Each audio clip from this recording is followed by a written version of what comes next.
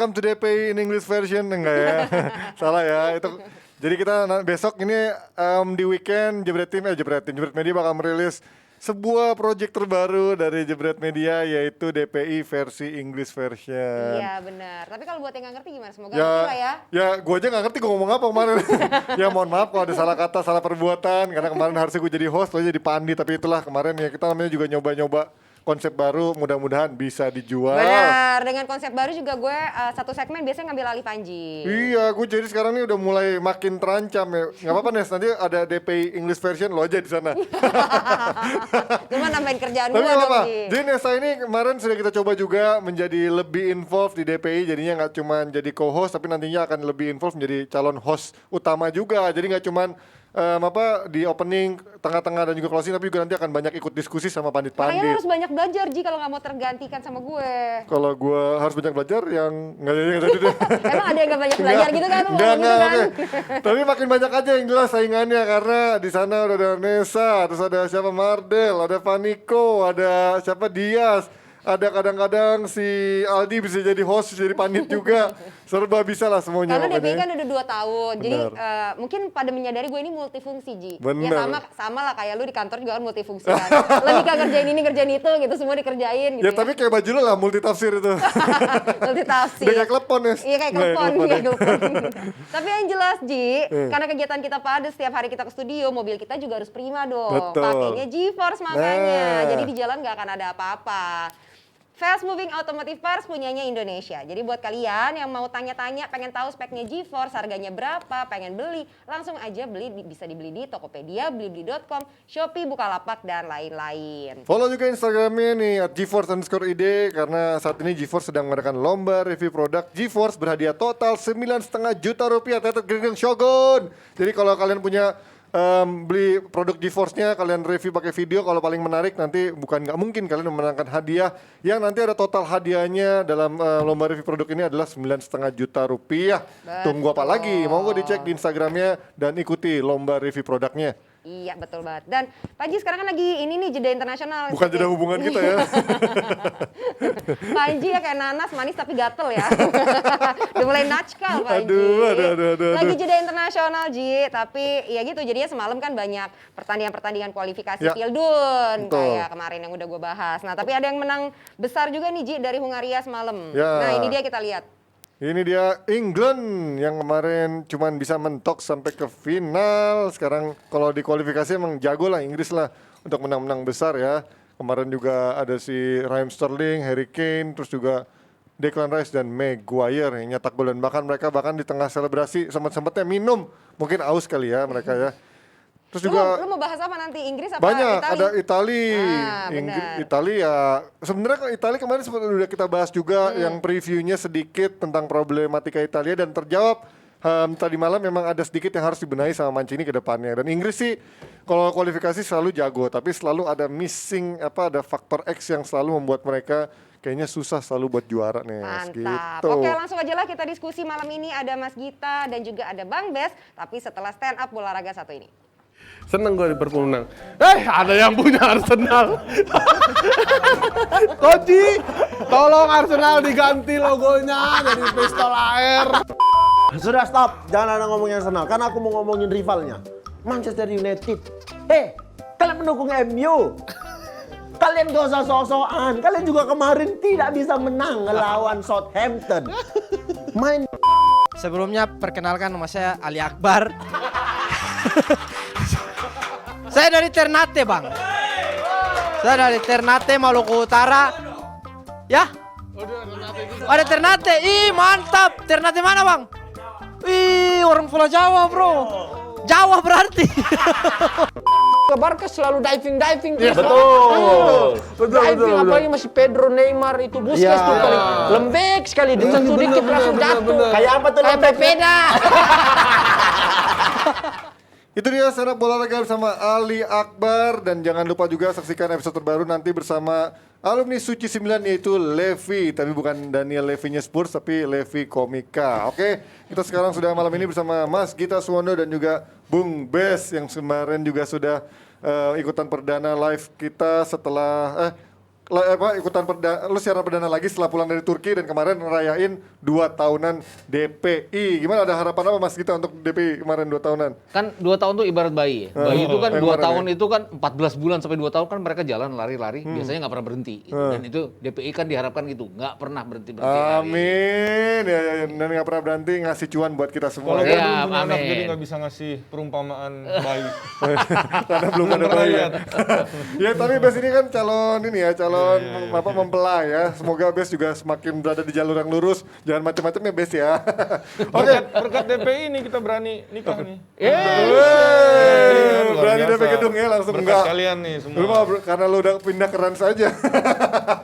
Oke, kita sudah ngomongin jeda internasional, ada laga kualifikasi Piala Dunia dan tadi malam ada laga yang sebenarnya agak sedikit mengejutkan dari sisi hasil Italia lawan Bulgaria. Ya sebenarnya tadi malam juga udah sempat gua bahas sama juga sama Bes dan panditnya kemarin ada Coach Yasin juga bilang tentang Italia ini sebenarnya secara overall udah oke, tapi yang kemarin gue juga tanyakan ke Bes adalah masalah efektivitas dan juga masalah dalam lini depannya yang menurut gua kurang menjanjikan lah dalam urusan produktivitas. Kalau lo ngeliat kemarin lawan Bulgaria begitu banyak peluang, apa yang kurang kemarin?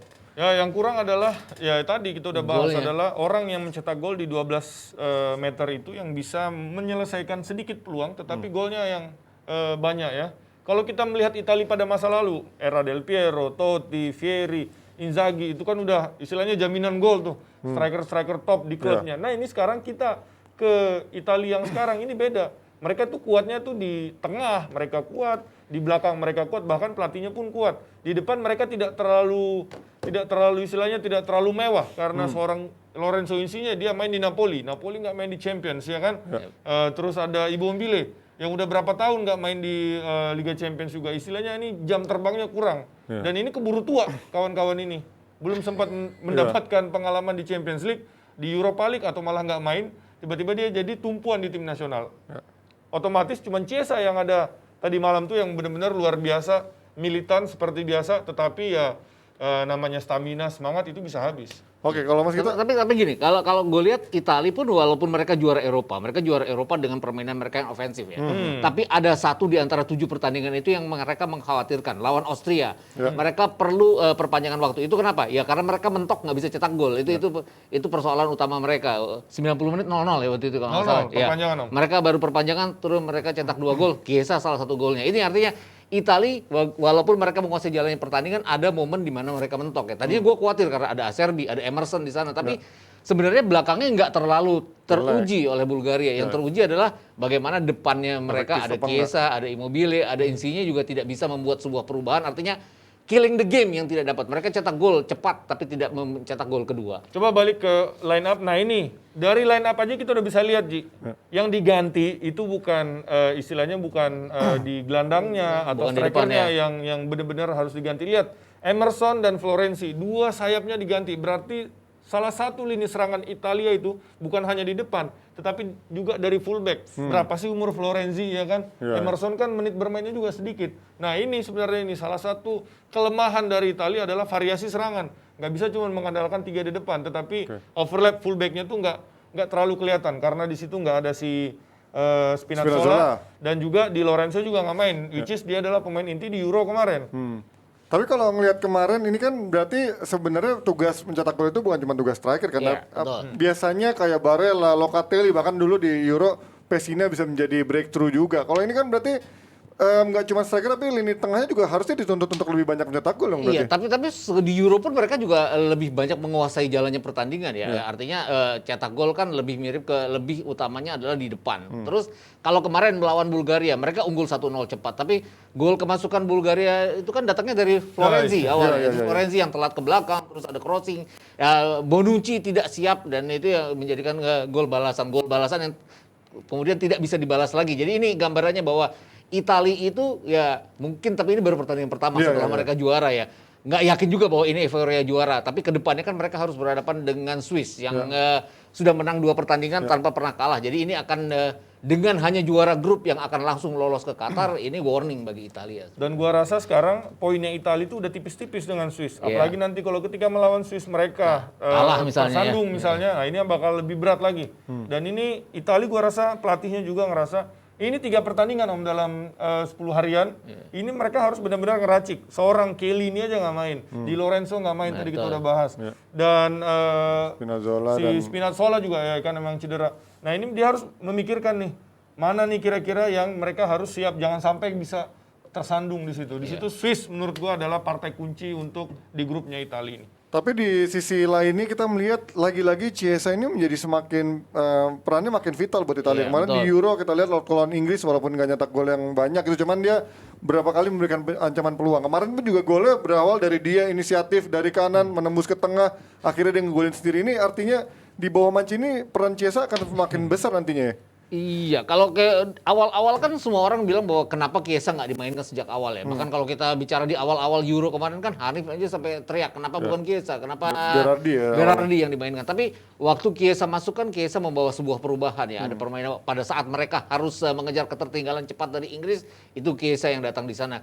Waktu mereka mentok ke deadlock lawan Austria juga Chiesa. Kemarin pun Chiesa punya 3 peluang ya. Iya, iya. Tapi 2 diantaranya ya bukan terburu-buru juga, penyelamatan gemilang dari penjaga gawang Bulgaria ya terlebih. Tapi ini peluang yang dimiliki Chiesa ya yang gue pikir akan membuat Chiesa adalah sebuah perbedaan bagi Italia. Kalau tadi Bes bilang bahwa Insigne sudah lama tidak main di Liga Champions, Immobile juga, Chiesa kan punya peluang untuk ke arah sana nantinya. Tapi kalau ya Kita lihat Juve dan Italia ya kan istilahnya 2 tim yang berbeda, karena yang Juve dia pakai 4-4-2 dan Chiesa dia nggak main di 2 itu. Baru musim ini dicoba sama Allegri dia main berduet sama Dybala karena emang nggak ada lagi pemain yang. Di Italia dia pakai 4-3-3 dan 3-nya tuh dia 3 yang di depan, bukan 3 yang di tengah. Kalau di Juve musim lalu 4-4-2, dia di 4 yang di belakang nomor 2 ini. Jadi istilahnya posisinya tuh lebih ke belakang.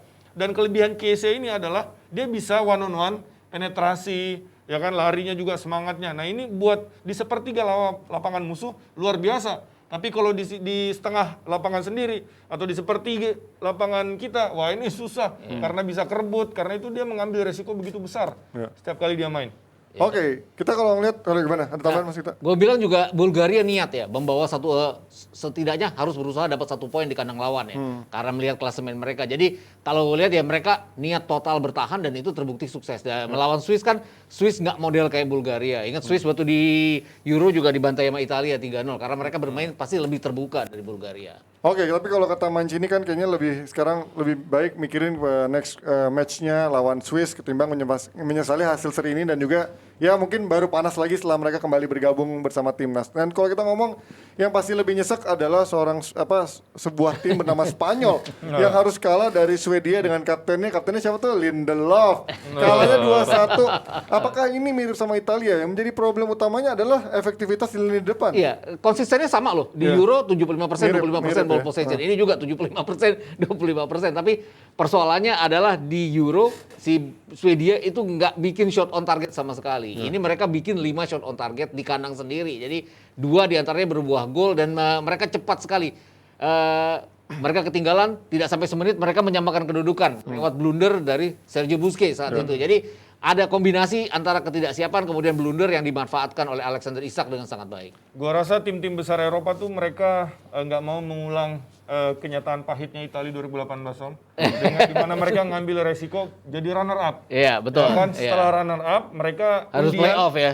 ketemu best spot sebelah sana Iya, dan betul. itu adalah Swedia. Nah, nggak kebayang sekarang misalnya Spanyol kalau dia nggak hati-hati dia malah jadi peringkat 2. Ingat Belanda juga peringkat 2 sekarang Iya, betul. sementara. Dan Kalau misalnya playoffnya sekarang lebih ini lagi ya, lebih sekarang lebih mengerikan lagi. ketat lagi kalau misalnya klasmennya atau ranking FIFA atau Iya, UEFA-nya nggak betul. bagus, bisa jadi Spanyol dia peringkat 2, Belanda peringkat 2. Wah ini bingung mau milih siapa karena dua-duanya adalah negara sepak bola dan ini yang harus diperbaiki oleh Spanyol. Sama halnya dengan Italia, mereka nggak punya penyerang dengan nama besar. Ya. Morata mungkin dia Spanyol main ya? di klub besar ya, tapi 2 pertandingan pertama Serie A dia cadangan. Ya, betul. Ya. Kenapa dia cadangan? Ya berarti ada alasan sesuatu dari pelatih kenapa sampai seorang Alvaro Morata, penyerang inti Spanyol, dia malah cadangan di klub. Tapi kalau ngelihat dari opsinya kayak lagi-lagi Gerard Moreno di sana, terus juga Ferran Torres bahkan bisa dicoba jadi false nine kayak di City gitu. Apakah akhirnya ini nggak membuat Spanyol lebih baik ya? Lo nggak usah ngandelin striker dengan nomor 9, coba aja kayak City memaksakan si Ferran Torres atau mencoba peran-peran false nine di situ. Lo melihat siapa kira-kira yang paling cocok mendapatkan peran di sana ketika emang udah nomor 9-nya nggak works di Spanyol? Masa emasnya Spanyol itu ketika 2008 sampai 2013-an, 2012-an kurang lebih. Itu karena apa? Karena mereka punya striker-striker, dia jadi tumpuan utama di klubnya masing-masing. David Villa di Barcelona, Valencia. Fernando Torres, siapa yang nggak Iya, kenal betul. bagaimana bagusnya dia di Liverpool. Bahkan di Chelsea pun, sejelek-jeleknya di Chelsea, dia cetak gol bos lawan Barcelona. Iya, Iya kan? di laga-laga krusial ya. Dan sekarang Morata, tahun lalu pun ancur-ancuran di Juve. Gerard Moreno, Villarreal. Ya lumayan lah, Dan juara Moreno Europa juga League lah lawan MU. Walaupun dia bawa Villarreal juara ya, tapi tapi dia bukan Secara konsistensi dalam mencetak golnya kurang, kurang ya ya. Tapi sebenarnya. gitu Spanyol. Kalau dilihat kan Spanyol tuh mereka bisa menang dengan jumlah gede, tapi mereka juga bisa ketahan seri. Ini bukan kali pertama mereka kalah. Mereka emang nggak kalah, tapi mereka ketahan imbang oleh Yunani ya. Artinya udah 4 poin hilang dibandingkan dengan Swedia yang belum pernah kehilangan poin sama sekali. Ini buah si malakamanya sepak bola ball possession, Ji. Oke. Ya kan, orang kadang-kadang pengen main ball possession, dia pengen pegang bola, pengen lama pegang bola karena merasa kalau bola kita pegang, lawan nggak bakal bisa menyerang kita. Tetapi karena bola ini terlalu lama kita pegang, lama-lama sepak bola pragmatis bermain bertahan itu malah jadi kayaknya sekarang itu kayak ball possession itu Efektif kan jadinya, sepak ya. bola pragmatis kayaknya sekarang ball possession supaya orang nggak pegang bola kita aja mainin terus, tetapi bola switch play kiri kanan yang nggak akan pernah masuk. Nah kalau kita ngeliat sekarang juga timnas Spanyol yang biasanya selalu ada Pedri yang hampir nggak pernah absen dari zaman Euro sampai kemarin Olimpik. Akhirnya sekarang dia harus absen dan digantikan perannya sama Soler. Kalian melihat Carlos Soler ini kan sebenarnya juga ada in out juga di timnas Spanyol dan juga di Valencia dulu sempat bersinar tapi namanya sempat redup. Melihat Soler apakah punya chance untuk bisa menempati posisi gelandang Pedri. di timnas Spanyol? Atau Mungkin minimal mengganti Koke kalau Pedri masuk? Iya, mungkin berganti Koke. Kalau kita lihat kemarin golnya kan dia datang dari blind side ya. Artinya nggak tertebak bahwa dia ada di tempat yang sangat dibutuhkan at the right place at the right time ya. Jadi ya mungkin bisa, tapi kalau ada Pedri pasti dia harus mengalah pada Pedri juga. Bagaimana pilihan Pedri yang harus bermain di 2 kompetisi yang berbeda ini yang membuat mau tidak mau ya dia harus diistirahatkan jadinya ya. Dan ini yang merupakan kehilangan dari Spanyol. Itu tadi yang gue bilang bahwa Spanyol tuh bisa menang gede. Mereka kan pernah membantai Jerman ya sebelum Euro. Tapi mereka juga bisa kalah, bisa bermain 0-0 melawan Swedia di sini, kemudian di Euro. Yunani mereka bermain imbang. Terus sekarang pun mereka ball possession tetap milik mereka. Tapi ya itu tadi tidak ada pemain di depan yang bisa mencetak gol secara reguler seperti halnya di tahun 2000 awal-awal tahun 2000. Atau bahkan dulu di era 2012 ketika Torres dan Villa udah menurun, di sana ada Fabregas dan juga Pedro Iya, yang menjadi betul. false nine yang menggantikan peran itu. Dan kalau lo ngeliat Soler gimana? Apakah punya peluang untuk mengisi di lini tengah Spanyol yang kemarin selain Pedri dan Busquets dibilang tuh kayaknya kurang dengan Menurut gua Koke. beda tipe sebenarnya Soler dan Pedri ini karena Pedri ini dia lebih mobile, dia lebih versatil, dia lebih ke depan posisinya karena emang buat dijaga sama Busquets, oke lu naik, gue yang jaga di belakang. Sedangkan Soler ini dia di Valencia aja dia main jadi gelandang tengah yang istilahnya buat jadi Busquets-nya. Nah ini sekarang siapa yang naik istilahnya arah lebih serangannya advance Spanyol ya. ini udah nggak ada dari kalau misalnya Moreno, Morata, Torres dia nggak jalan dari second line-nya tuh nggak ada support karena mereka ya agak sedikit menurut gua sekarang ball possession adalah sepak bola pragmatis. Oke. Tapi kalau lo ngelihat kemarin di lini depannya Spanyol, Swedia ada sosok Alexander Isak ya yang dibilang ini orang punya potensi untuk main di tim besar gitu dan juga dibilang emang disorot punya skill dan juga punya ketajaman. Ini apakah dia punya peluang main di tim besar dengan kondisi kan sempat ada di Dortmund kan? Iya, 5 Akhirnya pertandingan kemarin- tapi ya. Iya kan akhirnya dipinjemin ke Zaragoza ya nggak salah dan William Tue ya? Dipinjemin ke Zaragoza terus William Tue iya, ya? iya. Nah sekarang kalau ngelihat dia di Euro, Sociedad sekarang. Sociedad. Dan di Euro kemarin sebenarnya tampil lumayan apik gitu. Kalian melihat ini Isaac bisa tampil di tim besar nggak sih sebenarnya? Ya kita lihat aja karena seorang Antoine Griezmann aja kita loncat sedikit ke Prancis. Sebelum dia booming di Atletico dan di Barcelona, dia main di Real Sociedad. Iya. Oke. Ya, dan Real Sociedad itu Oh ya, adalah Sociedad sepak ya. bolanya beda banget dengan sepak bola Spanyol pada umumnya. Kenapa? Mereka ada di daerah Basque, daerah utara Spanyol. Itu sepak bolanya cuaca dingin, sepak bolanya bukan sepak bola ball possession, tapi bola long, lu tahan ala-ala Skandinavia dan itu cocok banget ke dia. Dan ini kita mau lihat apakah dia bisa nggak di Spanyol harus bagus dulu sebelum dia bisa jump ke tempat yang lain. Tapi musim lalu kan lumayan dia bisa cetak 17 gol di La Iya, Liga. betul. Artinya ya nggak jelek-jelek amat atau Sociedad gitu kan. Tapi masih La Liga ya, maksud gua dia pun di Dortmund kan 5 pertandingan dicoba nggak cetak gol sama sekali. Terus kalau kita bicara Skandinavia seperti Swedia, pemain terbaik mereka kan Forsberg ya. Forsberg pun sampai sekarang hanya bermain di Bundesliga. Ya. Artinya dia belum nyebrang ke Inggris, belum nyebrang ke Italia, belum nyebrang ke Spanyol sama sekali. Jadi gue pikir ya masih 21 tahun, masih mau 22 tahun, jadi masih panjang ya. Mungkin suatu saat nanti, tapi belum sekarang-sekarang ini. Oke, menurut kalian Jebret Tim ini Alexander Isak atau Isak ya, ini layak nggak sih dia naik kelas? Karena kemarin di Euro dia juga kelihatan ketika counter attack lumayan bagus, dan juga kemarin lawan Spanyol pun juga ketika counter cukup merepotkan tim-tim besar ya. Oke, sekarang kita pindah, tapi sebelumnya kita panggil Nesa dulu. Nesa, dan juga kalau kalian melihat dari Spanyol sekarang dengan Enrique, kira-kira batas limitnya Federasi Spanyol memberikan Enrique untuk nafas sampai kapan sih? Apakah memang akan diberi kepercayaan penuh sampai Piala Dunia? Selesai kualifikasi. Ya. Sampai Piala Dunia selesai. Sampai second leg lawan Swedia ya gue. Karena kan kelihatannya emang secara progresnya ya oke lah, secara ball position oke, cuman kelihatannya kayak ada lack of effectivity, lack of kayak winning mentality itu kurang. Iya betul. Kalau kita lihat 2018 kan ada cerita sedih dari Italia ya. Untuk pertama kalinya dalam beberapa tahun gagal. Kenapa gagalnya? Playoff saat itu. Ya itu pasti Spanyol juga akan takut bahwa suatu saat playoff lawannya bisa aja Belanda, bisa aja Jerman mungkin ya kalau Jerman kepleset. Playoff ini kan akan ada 3 path nanti. Masing-masing diisi oleh 4 negara berdasarkan koefisien mereka. Kalau mereka berhadapan dengan tim-tim besar ya, gua rasa akan ada batas di mana kalau mereka tidak bisa ngejar lagi Swedia ya akan ada tindakan dari terlalu federasi. beresiko ngambil jalur playoff. Sedih. Iya, betul. Seperti Italia gue 2018 nggak nonton gue Piala Dunia.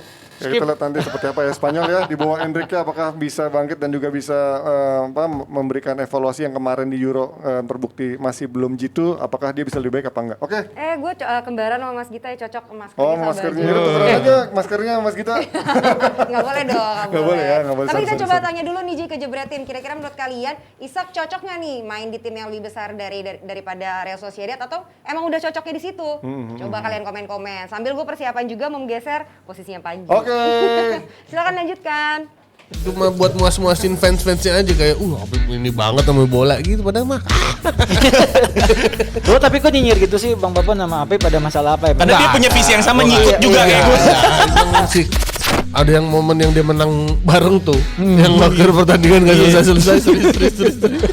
Menang bareng. Iya, kalau Subasa tuh kayak lu nendang itu kayak ada flashback dulu ya, lama banget. Sekon lebih lah gitu, satu tim berarti 25-24 gitu kan. Pas udah jadi, lu tahu ada 15 nomornya 10 semua tuh kan. Kiper ya nomornya 10 gitu kan. Maksud gue semuanya pengen jadi Subasa gitu kan. Sama ini yang paling baru, yang paling baru tuh si filmnya ada Syamsir Alam sama Eloko, tau gak lo? Sosis so nice. Bukan, ada lagi, ada filmnya juga baru-baru tuh, sama Hamka Hamzah juga mainnya. Oh, produksinya Rans pasti. Nggak tahu sih gua. Itu dia podcast FC bersama trio Jablay, ada Afif, Mardel, dan juga siapa lagi? Afif, Mardel, siapa satu lagi? Vino, ya Allah, gue lupa host paling gak terkenal, sorry Vino ya. Vino, Mardel, dan juga Afif dengan diskusi samplaknya mereka. Oke, kita sekarang lanjut ke update sedikit terkait kondisinya Kylian Mbappe yang kemarin dipulangin ke PSG setelah mengalami cedera betis waktu Prancis lawan Bosnia. Kalau kita melihat ini Mbappe yang begitu di awal-awal kayaknya udah cukup on fire sambil menunggu nasibnya seperti apa, tapi pada akhirnya detik-detik terakhir Tetap di transfer PSG. mana tetap di PSG. Ini ngeliat update-nya so far seperti apa si Mbappe kondisinya? Iya, dia ngeluh betisnya sakit ya. Nggak mau ambil resiko, Prancis mulangin dia langsung ke PSG. Artinya masih, artinya dia tidak akan main lawan Ukraina, tidak akan main lawan Finlandia. Bukan game-game yang gue pikir akan sangat menakutkan bagi Prancis. Jadi pasti tanpa Mbappe pun akan bisa berbuat banyak. Tapi Mbappe kan diantara seluruh squad PSG yang bermain terus-menerus ya, dibandingkan dengan Neymar, dibandingkan dengan Messi di depan yang banyak istirahatnya. Jadi gue pikir ya wajar aja kalau suatu saat dia juga pasti akan crack dan tidak akan bisa agak cedera menjelang awal-awal kompetisi. Ini justru buat Benzema bagus ya sih Bes, karena kan kemarin ketika di Euro dengan memaksakan Griezmann, Benzema, Mbappe, kelihatannya mereka nggak dapat chemistry-nya. Ketika satu orang yang memang egonya cukup tinggi kayak Mbappe nggak ada gitu di lapangan, artinya ini memberikan celah buat Benzema nggak sih untuk kembali bersinar ya. Dia punya kualitas yang bagus, tapi sekarang dia bisa lebih menunjukkan egonya sebagai pemain yang lebih besar gitu. Gue melihat kualitas timnas Prancis itu bukan pada penyerangnya Om, tapi gelandang-gelandangnya dia berkualitas. Ada Kante di situ, ada Pogba di situ. Dan sekarang pun menurut gue dengan adanya Griezmann, nah bisa dicoba nih sebenarnya 4-4-2. Griezmann dan Benzema di depan. Kante tetap nggak ada ya tapi ya. Apa? Kante juga nggak ada kan? Kante nggak ada, tapi masih ada Pogba Om. Iya. Dan ada juga pemain Roma situ, Vertu. Ya elah, very true ya, oke, Vertu. Oh, bacanya Vertu ya itu ya. Terus kalau ngeliat ini dari komposisi Prancis sekarang, kemarin kan kita lihat sebenarnya Prancis gatot ya. Kalau Iya. dibilang ya nggak gatot-gatot amat sih, cuman dengan ekspektasi ada Benzema, katanya puzzle udah lengkap. Ternyata gagal total. Jangan Iya, lupa betul. karena menit 50 udah kartu merah. Om. Iya. Jadi Iya. mereka main 10 pemain. Kalau main 10 pemain otomatis dia harus mengcover area yang lebih besar di situ. Dan banyak sekali pemain intinya yang juga nggak main ya. Ada Kante Tapi kan nggak di main. Euro kemarin intinya main gitu. Maksudnya Iya. nggak mencapai level terbaik Iya itu ternyata betul, secara dan ini chemistry. tambah terusan dari sana. Corentin Tolisso juga yang diharapkan menggantikan juga nggak bisa dimainkan. Jadi gue pikir juga banyak handicap yang dialami oleh mereka di pertandingan. Memang harusnya mereka mendapatkan 3 poin di sini. Kalau ngelihat dari komposisi sekarang, sebenarnya kalian setuju nggak sih dengan komposisi yang diturunkan sama Deschamps sekarang? Karena kan kalau kita lihat di kiri nih, kayaknya Deschamps masih terus mencoba kayak Lucas Digne yang kalau kata coach mungkin ini adalah pemain mediocre, mainnya juga cuma di Everton, dari Barca dibuang. Padahal di sana ada Lucas Hernandez. Lucas Hernandez juga yang memang di Milan sebenarnya cukup bagus. Otto ya kalau Theo lagi cedera gitu kan. Artinya terus juga di kanan Konde kan juga bukan Betul. fullback juga sebenarnya kan. Lo ngelihat seperti apa? Oh bener kan Theo yang bagus kan? Theo yang nyerang kan? Kan Lukas yang pemain intinya, Iya, ketika Lukas betul. inti emang cedera, harusnya Theo gantiin emang- bukan Digne kan. iya. Kalau kalian lihat bek kanan juga Jules Koundé ini kan banyak pemain-pemain yang harusnya nggak ada di posisi itu kan. Kayaknya pemain-pemain Prancis ini pada nggak fokus Om, karena Iya. mereka nih pengen ditransfer. Yang satu pengen ditransfer ke Chelsea, yang satu pengen ditransfer ke Real Madrid. Alhasil pas lawan Bosnia, yang satu kartu merah, yang satu cedera. Iya. Ya, kalau kita bahas Luka Digne, Luka Digne ya. Luka Digne. Luka bahasa Digne, Prancisnya, oke, ya oke, nggak? Luka Digne. Dia adalah pemain PSG sebelumnya. Iya. Ya kan, reject. Berarti Reject. istilahnya ketika PSG lagi ngebangun squad, wah nih orang kayaknya nggak kepake, ini buang aja lah. Dia kebuang, lempar, akhirnya main di Everton. Everton main di mana sih? Ya kan, conference main nggak dia? Kayaknya Enggak sama sekali. enggak. Tapi gue pikir juga Perancis mencoba memperbaiki apa yang mereka gagal di Euro ya. Belum berhasil sampai sekarang. Tapi kan kalau kita lihat klasemen mereka, terlepas mereka bermain buruk lawan Bosnia, kemudian nanti akan lawan Ukraina dan Finlandia, mereka masih aman di sana dibandingkan dengan keadaan Spanyol sekarang. Mungkin lebih aman dari Italia yang bisa dapat gangguan dari Swiss nantinya. Jadi gue pikir ya ini yang harus diperbaiki, tapi posisi mereka masih aman. Kalau menurut kalian ini ada sedikit kejenuhan nggak sih buat timnas Prancis di bawah Deschamps? Karena dia manggil sosok Anthony Martial yang gitu Iya. di MU udah nggak ada apa-apanya gitu, udah ampas gitu kan. Artinya secara pemilihannya udah benar-benar subjektif ya, tergantung suka sama dia aja kan. Tapi secara performa ternyata Slover udah nggak begitu terbukti. Kalian melihat apakah harusnya memang kemarin abis Euro ya Prancis ngelepas dia dan menggantikan yang rumornya katanya antara Zidane atau siapa lah. Jangan lupa Prancis di Euro itu kalahnya sama siapa Om? Iya, betul. Jangan lupa pertama itu karena lawannya adalah bukan lawan yang memainkan sepak bola yang positif banget. Betul. Dia lebih ke arah sepak bola yang pragmatis, bertahan, serangan balik. Itu adalah Swiss. dan Walaupun ada kalahnya adu penalti betul, ya, tapi tetap. dan ada kesan bahwa Italia agak meremehkan Swiss pada saat mereka udah unggul 3-1 ya. Yang seharusnya itu tidak dilakukan. Jadi artinya ada kolaps di mereka pada saat mereka tidak menganggap lawannya, dan ini yang gue rasa harus diperbaiki oleh Prancis. Iya, attitude. Karena ketika skor 3-1 dan dia cetak gol si Pogba, dia malah menari di depan pemain-pemain Swiss. Nah, ini Iya. tuh kayaknya Gocek, membuat gocek. Swiss itu kan, wah nih nggak Malah bisa panas. nih dibiarin nih. Akhirnya dia jadi lebih semangat, jadi lebih keras ketika ada duel mereka yang menang dan akhirnya seperti ini. Dan lama-lama menurut gua kalau mau ada pembaruan bukan hanya pemain yang baru yang harus datang, Ji, tetapi pelatih juga. Nah iya kan, berarti udah ada kejenuhan sebenarnya. Dia terlepas dari dia sudah mengawinkan juara gitu ya, artinya dia butuh Belum. Oh iya, Belum. sorry, Iya. dia runner up sama Runner juara. up juara. Dia Lupa sebagai gua. pemain, Ya, sebagai pemain dia mengawinkan. Iya. Tapi dia iya. runner up dan juara, tapi kan progres ke atas Progresnya artinya. ke Kalau atas. runner up dulu Tapi baru kan kemudian sekarang jadi udah juara. turun nih. Ya, betul. Udah ibaratnya udah mencapai gunung terus turun lagi kan, ya Iya. kan? Artinya mungkin karena kemarin dari sisi performance-nya dan juga katanya ekspektasi yang terlalu tinggi dengan adanya Benzema, katanya bakal bisa minimal menembus semifinal atau final, tapi jauh ternyata dari harapan ya timnas Prancis. Jangan lupa juga beberapa tahun terakhir Prancis pernah kalah lawan Finlandia loh. Iya, betul, Dan betul. itu adalah kita nggak akan pernah menebak bisa sampai seperti itu. Iya, mereka juga pernah kalah dari Turki ya setelah mereka jadi juara dunia. Mereka head to head juga mereka kalah dari Turki walaupun mereka lolos sebagai juara grup ke Euro. Walaupun persahabatan ini nggak bisa jadi Iya, dibiasakan. Iya, iya. Lama-lama jadi terbiasa kalah. Oke, dan sekarang kita sudah kembali bersama Nesa. Udah tolong Nes gantiin, gue agak meriang. Meriang merindukan kasih sayang maksudnya. Aduh. Oke, kita mau bahas tentang ini transfer Pjanic. Oh iya, iya. Nah, tapi Miralem. Iya. Miralem Pjanic. Enggak, kalau orang lagi kaget, Pjanic biasanya. Pjanic lah masa Pjanic lah, masa enggak gitu. Gue ke Bang Bes dulu deh yang Juventini. Dulu kan Pjanic sempat jadi idolanya para Juventini nih. Tapi ya memang semenjak pindah kan performanya kita tahu turun Kalau tajam ada kan coach sih Bang pasti Bes. diambil nih catatannya. Oh, kalau ada Kalau ada coach pasti dibuang catatannya. tapi kalau emang komentator tuh biasa ini Oh, iya, ditanya iya, jauh boleh, bukan boleh, malah boleh, ngerjain boleh. balik. Wajib. Terus, Iya terus. benar. Tapi kan semenjak pindah ke Barca kan emang performanya turun tajam kan. Sekarang juga dipinjemin ke Turki ya, ke Ya, klub Besiktas. Besiktas. Nah, tapi menurut lu emang udah nggak kepake aja di Barca atau berharap memang setelah disekolahin di Besiktas bisa dimanfaatin lagi gitu? Sebenarnya musim lalu dia tuh udah nggak dipakai sama pelatih Barcelona. Iya. Musim lalu sebenarnya itu karena somehow kenapa bisa ada orang yang mau tukar Arthur yang pemainnya lebih muda yang disebut the next Xavi malah ditukar sama Pjanic yang umurnya udah 30 Iya. saat itu. Dan kita tahu juga yang jadi beban Pjanic ini adalah bukan harga transfernya tetapi gajinya.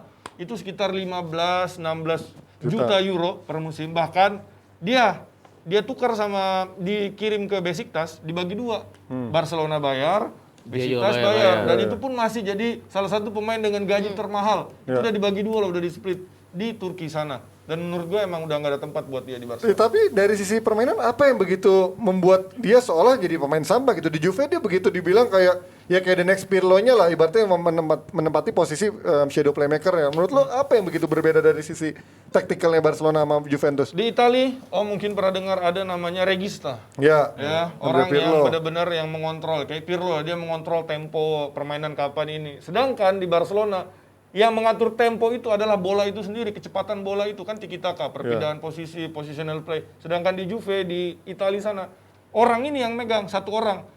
Kapan kita menyerang, kapan kita serangan balik. Sedangkan di Barcelona bolanya gerak kiri kanan.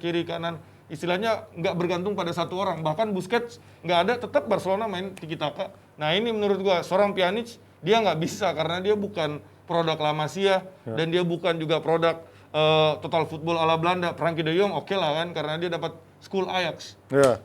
Gimana kalau Mas Gita? Ya ngeliatnya? kalau gue bilang nggak bilang bahwa dia pemain mediocre ya, tapi mungkin ilmunya bukan ilmu yang dimiliki oleh pemain-pemain yang lulusan La Masia ataupun pemain-pemain seperti De Jong yang datang dari Belanda dan artinya nggak klop jadi dengan plannya dari Ronald Koeman sendiri. Itu yang bikin dia hanya main 30 kali ya dalam 2 musim. Kemudian bukan saja nggak ada gol oke-oke aja, tapi nggak ada assist sama Nah, sekali. itu dia makanya aku pengen nanya ke Mas Gita. Dia kan ya dulu kan kalau di Juve Setidaknya ada assist ya. Iya, maksudnya lumayan produktif lah ya, Iya. gelandangnya lumayan produktif kan dari 122 kali main, 15 gol, 32 assist. Sementara di Barca 0 sama sekali, Iya, nggak ada betul. gol, nggak ada assist. Kunaon eta bisa begitu, Mas? Tapi sebenarnya kalau bicara Julukan assist kan sebuah umpan yang terus Ketularan, diteruskan ya. jadi gol. Iya. Tapi kan kalau open spaces dia juga ada sebenarnya. Iya. Tapi kan open spaces itu kan tidak dimasukkan ke dalam statistik bahwa ini orang bisa open spaces menciptakan sejumlah peluang. Itu nggak ada assist yang hanya dihitung. Jadi gue pikir ya ini tadi karena kesempatan kemudian dia tidak klop dengan permainan Barca sendiri sejak dia datang. Sesimpel itu sebenarnya kalau menurut gue ya, kalau dia mau gacor di Barcelona, ada satu pemain yang harus dicadangkan oleh Barcelona. Dia adalah Sergio Busquets. Sergio Karena Busquets. posisinya di situ dia jadi poros, dia jadi regista. Center back dapat bola dia yang turun minta. Iya, betul. Tetapi Nggak mungkin mungkin. nggak sih kapten dicadangin ya kan. Bahkan sempat ada isu sebenarnya tadinya dia bakal mau diambil Juve for free, tapi ternyatanya Juve nggak tertarik Nggak lagi ngambil tertarik dia. ya. Bukan nggak tertarik, kita pengen narik Gajinya? dia. Ya, Juve pengen narik dia, bukan gua. Kita lagi. Kita. Tapi Juve kan dia punya beban gaji juga udah luar biasa tinggi. Dengan seorang Aaron Ramsey, Adrien Rabiot itu udah 10 ke atas gajinya. Ya, ya. Mau datangin satu pemain baru dengan gaji yang tinggi, yang dua ini harus di Lego dulu. Nggak laku, nggak ada yang Pinjam mau sama beli, Pak. Raffi Ahmad dong di Rans. Repotnya adalah dia juga opsinya dijual, tapi nggak ada yang berniat beli. Ya, artinya terus ya dalam tanda kutip ya nggak laku lah. Juve juga nggak mau ngambil lagi, mau nggak mau begitu Besiktas bilang pinjem dong, ya itulah langsung petinggi-petinggi Barca pasti berusaha untuk setidaknya membagi beban itu, beban gaji ya sebenarnya yang agak repot itu. Apakah ini menjadi akhir karir dari Pjanic? Mirip dulu Alexander Hleb ketika di Barcelona nggak kepake terus dibuang. Gimana Mas Gita? Lo melihatnya ini akhir karir dari Pjanic? Dalam usianya ya mungkin aja akan jadi Kebuang ke akhirnya. Besiktas ya? Ataupun ya balik lagi ke negaranya suatu saat nanti ya. Satu musim di Besiktas, balik ya juga nggak jelas di Barcelona ya bisa balik ke negaranya. Menurut gua jarang ada pemain yang bisa recovery setelah dia pergi keluar dari istilahnya zona Eropa. Turki kan ada Asianya juga. Ketika dia main di Liga Turki kayaknya balik lagi ke Eropa terus bermain dengan level tertinggi kayaknya udah susah. Kayaknya Pjanic habis dari Turki mungkin Cina atau Qatar. Kalau Cina sebenarnya masih dapat duit ya antara Cina dan Qatar. Oke, terima kasih banyak Jebretim, Mas Gita dan Bang Bes. Terima kasih banyak udah nonton. Jangan lupa subscribe YouTube channel kita dan besok akan ada di weekend akan ada DPI Versi Inggris. version. Terima Ngaco kasih pokoknya, banyak. dijamin kalian nggak ngerti karena bahasa Inggrisku berantakan, yang lain Tapi sih tetap bagus. ngakak. Sampai ketemu besok. Bye. Sampai ketemu kapan ya? Minggu depan ya? Minggu Senin ya? depan. Sampai ketemu minggu depan dan stay safe semuanya. Bye bye Jebretim.